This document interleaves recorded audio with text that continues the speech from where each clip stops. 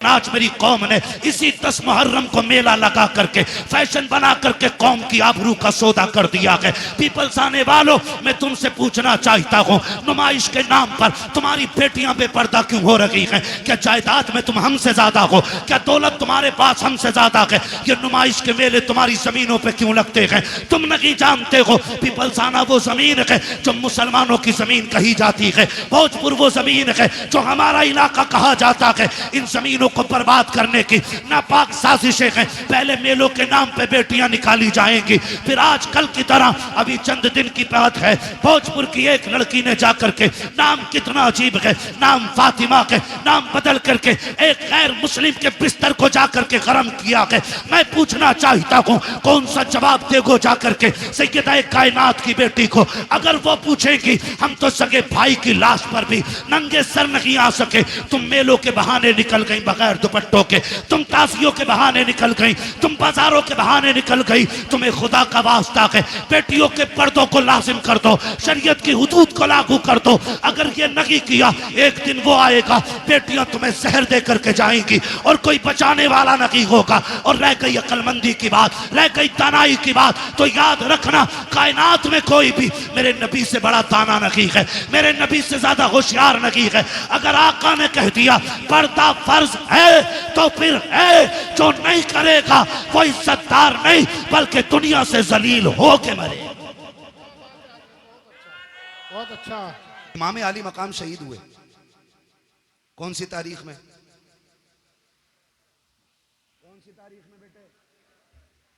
कितनी तारीख में? 10 मुहर्रम में। मैं खड़ा हो बच्चा, इधर को मुंह कर, कैमरे वालों इस बच्चे का मुंह देखो। हमने पहले ही कहा था कि हमने मदरसों में करबला बाद में सीखी है, चूल्हे पे बैठ के मां से पहले सीख ली है।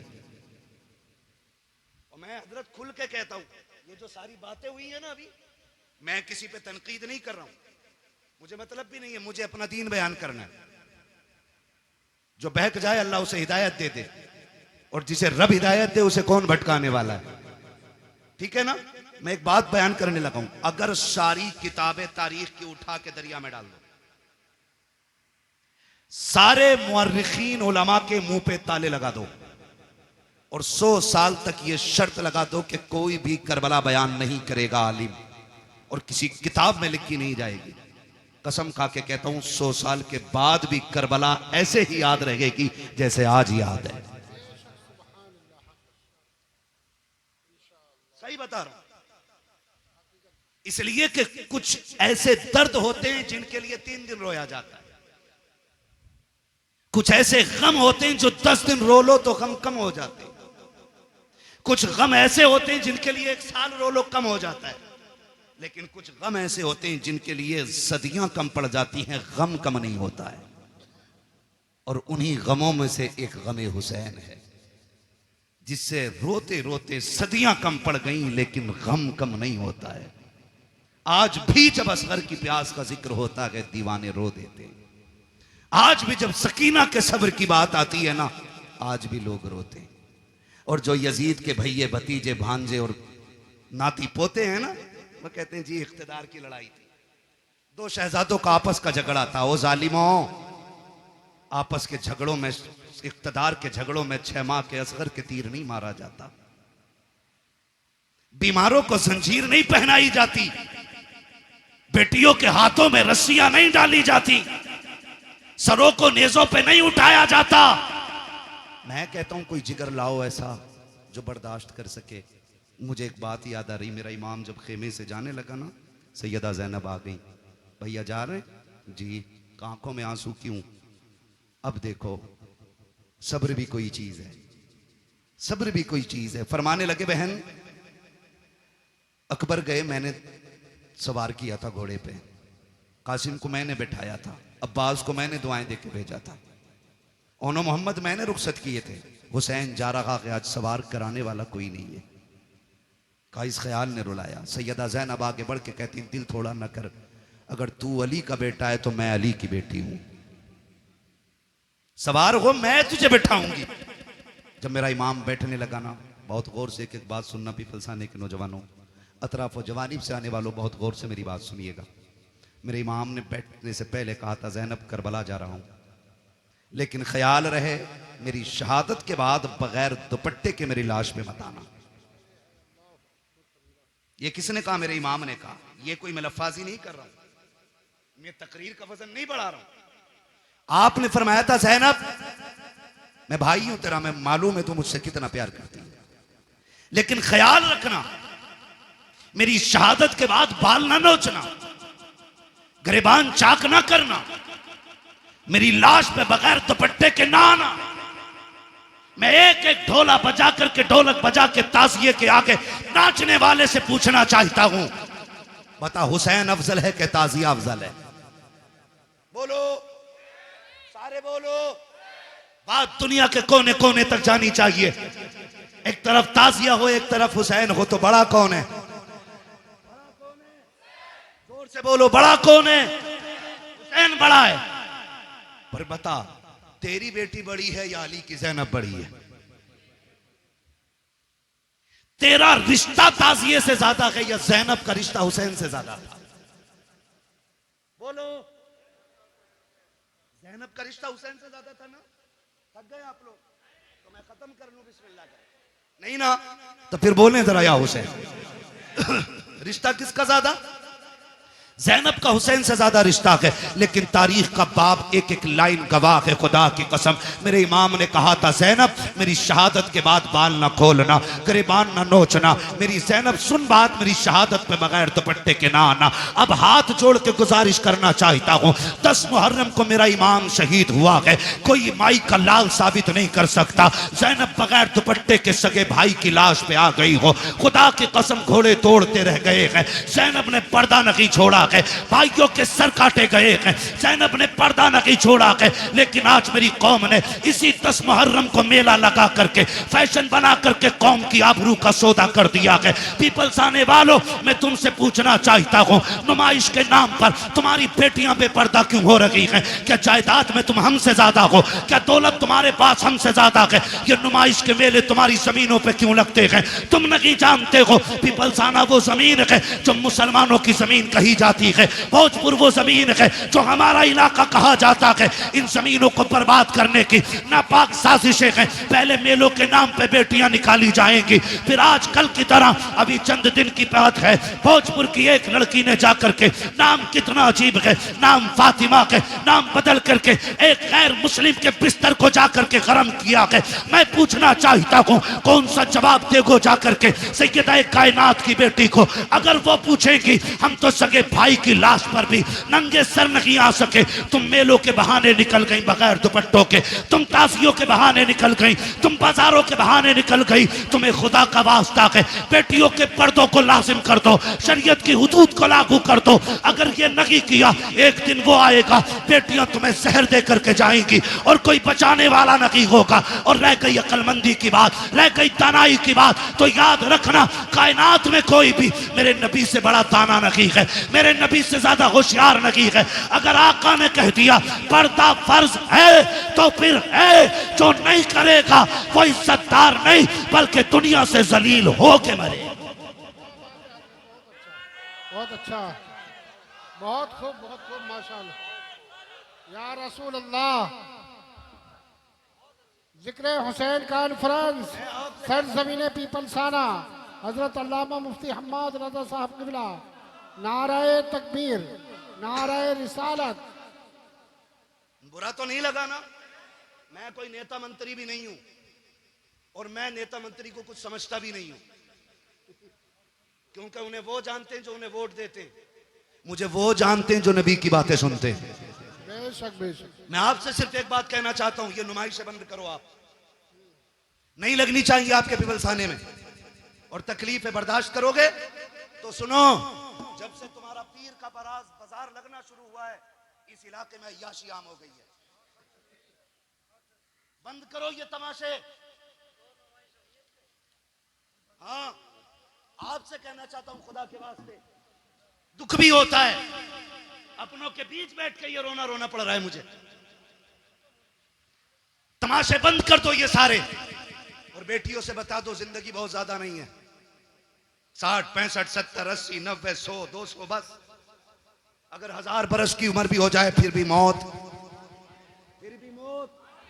आनी है। याद रखना, तारीख गैरत वाली माओं को याद रखती है, बेगैरत माओं को कभी याद नहीं रखती है। आज की न्यूज है, आज की 8 महीने के अंदर एक गैर मुस्लिम ने एक मुस्लिम बच्ची से शादी करके उसे मार डाला है। 8 महीने नहीं रखा साथ में। बताइए, अल्लाह, यही हो डॉक्टर इकबाल का वो शेर न समझोगे तो मिट जाओगे हिंदी मुसलमानों, तुम्हारी दास्तान तक भी ना होगी दास्तानों में। किसी मंत्री किसी नेता के सिग्नेचर की जरूरत नहीं, अगर निजाम बदलना है तो नौजवानों को बदलना पड़ेगा। खुदा की कसम ये मत सोचना ये निजाम पहले बरेली बदले तब हम बदलेंगे, नहीं, तुम खुद को बदलो, तुम्हें देख के जमाना खुद बदलना शुरू हो जाए। क्या बात है, बहुत अच्छा। वरना 2 रोजा कॉन्फ्रेंस नहीं, 10 रोजा भी कर लो, कोई इज्जत बचाने वाला नहीं आएगा। मैं आपके इलाके का हूं, आपको जानता हूं, आप मुझे जानते हो, इसलिए ये दुख कह के जा रहा हूं। बाजार के नाम पे तुम्हारे पीर बाजार ने कितनी अय्याशी बढ़ा दी है, रोको इसे, वरना बेटियां महफूज नहीं रहेंगी। हुसैनी हो तो सबील बाद में लगाओ, शरीयत की हदों पे पहरे पहले लगाने शुरू कर।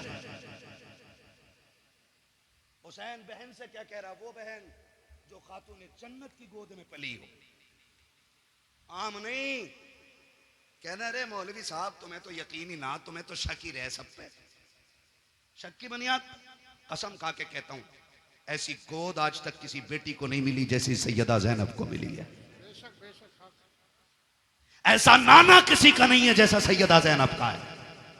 और सैयदा ज़ैनब वो है जो 6 साल की उम्र में कुरान की कारिया बन गई थी, जिसने कई साल कूफे के अंदर हुजूर के दीन का दर्स औरतों को दिया है, उसे ज़ैनब कहा जाता है। और अगली बात कह रहा हूं, बहुत गौर से मेरी बात सुनिए, उसे ज़ैनब कहा जाता है, उससे हुसैन कह रहे हैं मेरी शहादत के बाद चादर न छोड़ना। हुसैन कहते हैं बहन मैं करबला जा रहा हूं, सब्र करना, दोनों की जिम्मेदारियां अलग हैं। ज़ैनब तुझे खैमे में रह के फातिमा का पर्दा बचाना है, मुझे सजदे में सर कटा के हुजूर का दीन बचाना है। और अल्लाह की कसम ज़ैनब ने पर्दा बचा के दिखाया है, हुसैन ने दीन बचा के दिखाया है, दीन बचा के दिखाया। अब रुक के मैं कहना चाहता हूं, एक एक नौजवान से गुजारिश है मेरी, ये तमाशे बंद करने की कोशिश करो। खास करके इस उलमा की जमात से मैं कहूंगा मुअज़्ज़ज़ लोगों को बैठाओ और इन चीज़ों पर पाबंद, हमारी हदों में ये चीज़ें नहीं लगनी चाहिए। जाओ नुमाइश उमाइश से लेके कहीं और चले जाओ। अल्लाह का शुक्र है हमें रब ने मुसलमान बनाया है। हम जहां मुर्गे बकरे खा के अल्लाह का शुक्र अदा करते हैं, वहीं पे फाके करके भी हम रब का शुक्र अदा करना जानते हैं। हमें तमाशों की जरूरत नहीं है। माफ कीजिएगा, गाड़ियां भर भर के तुम्हारी नुमाइश में मैंने देखी है। हमारा तो काम ही रातों को निकलने बढ़ने का है, काम ही ऐसा तकरीरें करने का। और मैं सोचता था कभी कभी देख के कि या तो ये बेगैरत बापों की औलाद है या बेहया बेशरम भाइयों की बहन है। खुल के कह रहा हूं मैं, अगर अब भी नहीं सुधरे ना तो कोई बचाने वाला नहीं होगा। हुसैन कह रहे हैं ज़ैनब करबला में बगैर दुपट्टे के नहीं आना है, मैं नाना का दीन बचाने जा रहा हूं, तुझे फातिमा का पर्दा बचाना है। और खुदा की कसम बचा के दिखा दिया पर्दा, बचा के दिखा दिया पर्दा, बचा के दिखा दिया। आज लोग कहते नहीं, बात मुंह बंद कर। हुसैन ने सिखा दिया है मसलहत के आगे झुकना नहीं है, हक के लिए खड़े रहना, इसी का नाम हुसैनियत कहलाता है। और करबला मुकम्मल जिंदगी है, इसको खाली एक सर कटाने का मसला ना समझिए। आप मुझसे बात करें तो मैं करबला पे जिंदगी के हर गोशे में बात कर सकता हूं, एक एक गोशे पे जिंदगी। करबला बंदगी सिखाती है, करबला अखलाक सिखाती है, करबला तरीके सिखाती है, करबला जिंदगी गुजारने का सलीका सिखाती है। करबला ने बंदगी सिखाई है, करबला ने हुकूकुल इबाद सिखाया, करबला ने हुकूकुल्लाह सिखाया, करबला ने हुब्बे रसूलिल्लाह सिखाया। क्या क्या सिखाया है करबला ने। एक एक बात जो मैंने बोली है इस पर 2-2 घंटे चाहिए बात करने के लिए। बस आपसे इतना कहना चाहता हूँ, सुने करबला क्या है। बस आखिरी अल्फाज में मेरा हुसैन कहता मैं करबला जा रहा हूँ, तुझे खेमे में रह के दीन बचाना है, मुझे करबला जाके हुजूर की उम्मत बचानी है। ठीक है ना। हुसैन मैदान करबला में आए, शहीद हो गए। क्या हुआ? शहीद हो गए, सजदे में सर दे दिया, शहीद हो गए। शाम का वक्त हुआ, इधर देखें असर का वक्त हुआ, यजीदियों ने लाशों पे घोड़े दौड़ाए। सैयदा ज़ैनब ने आवाज दे के कहा था, सुनो आंसू बंद करो, असर का वक्त कम है, जल्दी करो, सजदे कर लो, कहीं असर की नमाज कज़ा ना हो जाए। जब लाशों पे घोड़े दौड़ रहे थे तो अली की बेटी नमाज का ऐलान कर रही थी।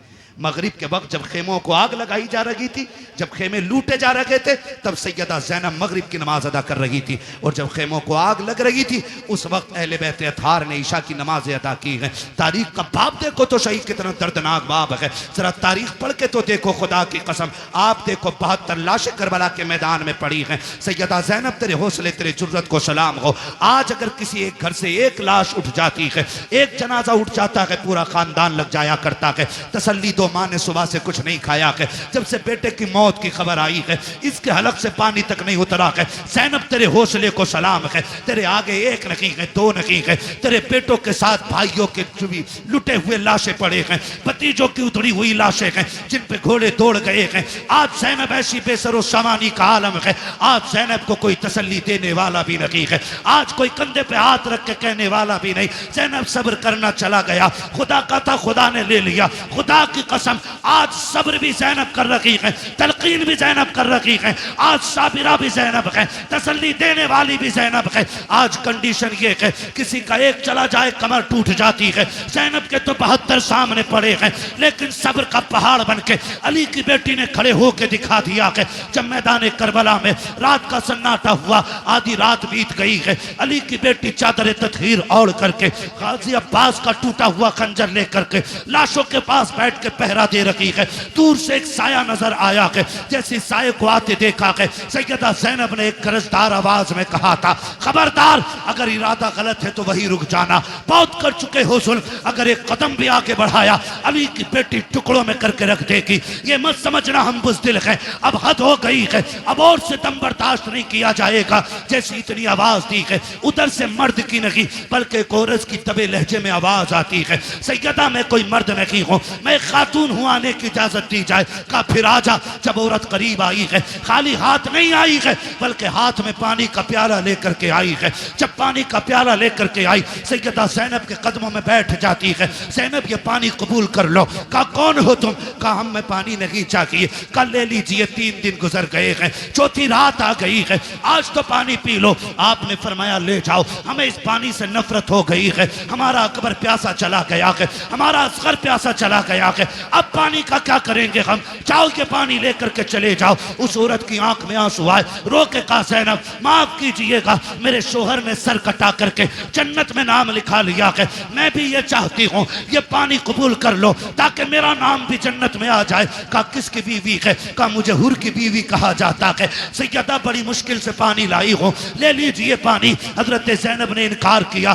जानते हो जब सैयद नाराज हो जाए एक उसूल याद रखिएगा, उसको खातून जन्नत का वास्ता दे दो, हर किसी की टाल सकता है, फातिमा ज़हरा के वसीले को सैयद नहीं टाल सकता। ये उसूल सैयदों का होता है, ये उसूल सैयदों का वो जानती थी। उसने आके कहा आपको आपकी अम्मी का वास्ता, सैयदा कायनात का वास्ता, ये पानी ले लो। जब माँ का नाम आया ज़ैनब की आंखें भीग गईं। ओ भाई मजबूर बंदा अगर परदेश में अपनों का नाम सुने तो ठंडक यहाँ लगती है, यहाँ लगती है। और ये तो वो थे जिन्हें बगैर बेटी कहे बगैर आह किए जिनके 72 काटे गए। और पहली बार कोई कह रहा आपको आपकी अम्मी का वास्ता है, सैयदा कायनात का वास्ता, पानी ले लो। आंखों में आंसू आ गए, पानी का प्याला लिया और पानी का प्याला लेकर के आप खेमे की तरफ बढ़ी जहाँ इमाम ज़ैनुल आबिदीन लेटे हुए हैं।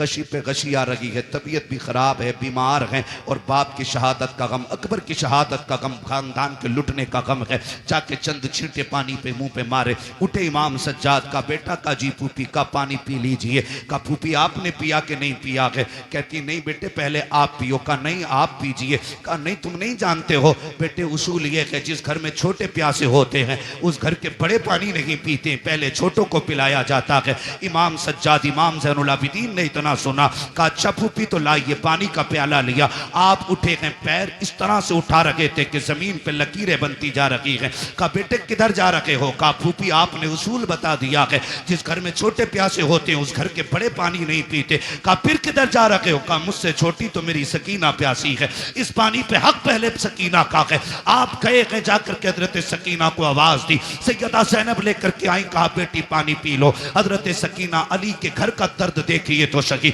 हजरत सकीना कहती फूफी क्या है? कहा बेटी पानी ले लो। कहा फूफी आपने पिया? कहा नहीं। कहा भाई आपने पिया? कहा नहीं। कहा फिर मुझे क्यों दिया जा रहा है? कहा अभी करबला में हमारी फूफी ने उसूल बना दिया है, जिस घर में छोटे प्यासे होते हैं उस घर के बड़े पानी नहीं पीते हैं। हजरत सकीना कहती कि ये सबके लिए उसूल है? कहा हाँ सभी के लिए है। कहा फिर लाइए प्याला। आपने पानी का प्याला लिया है, फिर दौड़ लग गई है, उधर दौड़ी है जिधर हजरत अली असगर की लाश थी। सैयदा ज़ैनब ने आवाज दे के कहा था सकीना बेटी किधर जा रही हो? कहा फूफी अभी आपने कहा था पहले छोटों को पानी पिलाया जाएगा फिर बड़े पानी पिएंगे। कहा मुझसे छोटा मेरा असगर प्यासा है, वह पानी की वजह से नाराज था, ये पानी पहले उसे दिया जाएगा। दौड़ी है, ठोकर लगी है, पानी का प्याला जमीन पे गिर जाता है। हुसैन की सकीना फिर प्यासी रह गई है, जैसे जमीन पे प्याला गिरा है आवाज आती है सलामुन अला सब्र सकीना, सलामुन अला सब्र अहले बैत मोहम्मद। ए सकीना तेरे सब्र को सलाम हो,